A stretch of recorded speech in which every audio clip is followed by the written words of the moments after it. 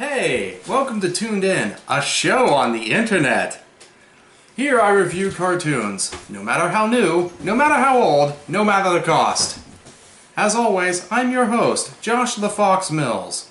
Continuing my theme of cartoon first, I'm going to take a look at the first cartoon produced by the Hanna-Barbera animation studio. This review could get a little rough, but I'm more than ready. Hit the music, it's showtime!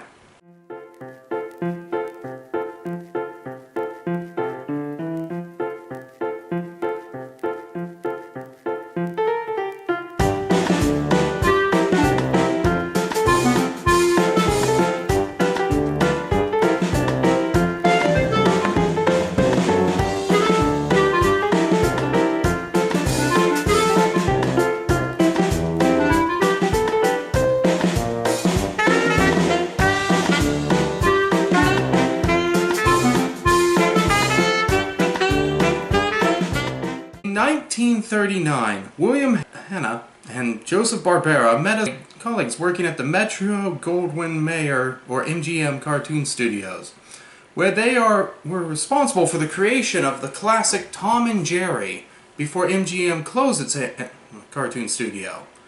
Now without a job, Hanna and Barbera took it upon themselves to create their own studio, HB Enterprises, later known by the brand name Hanna-Barbera. But enough of the history lesson. We're here to see the first cartoon these two made as a studio, which means for the first time on this show, it's time to meet the Hanna-Barbarians! Ha! Hoo! Ha! Row! Row! Raggy! Airing on December 14th, 1957, the Ruff and Reddy show gave birth to the Hanna-Barbera formula for writing and animation that would last for decades to come. This show comes in the format of 5-minute shorts and narrated by a smooth, calming voice. It follows the adventures of a pair of best friends, a dog and a cat named Ruff and Reddy. Guess which one is which?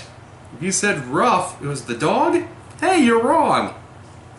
Anyway, the two had like an odd couple kind of relationship, occasionally fighting, but for the most part being friends. The theme song was basic, but catchy enough to hook you in for the short amount of time they had. Get set, get ready, here comes Ruff and Reddy. They're tough, but steady, always Ruff and Reddy. They sometimes have their little spats, even fight like dogs and cats, but when they need each other, that's when they're Ruff and Reddy.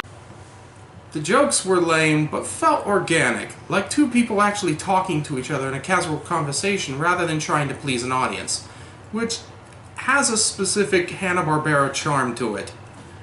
Sort of thing that you would find in one of their other earlier works, like Huckleberry Hound.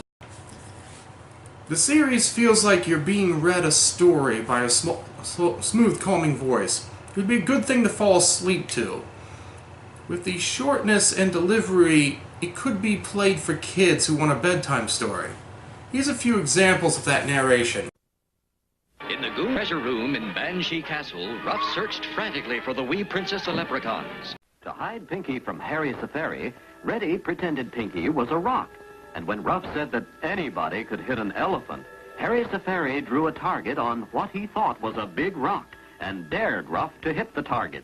But things will get hotter, for the spacemen are using a secret weapon, the Whamma-Bamma-Gamma gun. Hey, I got your Whamma-Bamma-Gamma gun right here! See? The show led us through 12 adventures over 3 seasons and 50 official episodes. However, since they were broken up into 5-minute chunks, there are actually about 155 segments, which I personally call episodes. Such adventures had our heroes abducted by aliens, go on a treasure hunt, save a miniature elephant, and rescue a leprechaun princess. You know, the stuff you'd expect in a realistic, well-grounded show, right? Well, I've got a little more to say about this mediocre run-of-the-mill sleeping pill, so it's time I put my final thoughts on the subject as we find out what does the fox say? This episode was remarkably short, mostly because it was a unremarkable series. It wasn't bad, but it wasn't very good. If you're a fan of old Hanna-Barbera cartoons, then definitely check this out. Otherwise, you might have better uses for your time. Like I said before, it could be a useful replacement for reading a child a bedtime story, but it pales in comparison to entertainment now. But that's okay. It was their first attempt, and every artist deserves a second chance. Hanna-Barbera would later go on to make bigger and better things. And worse things.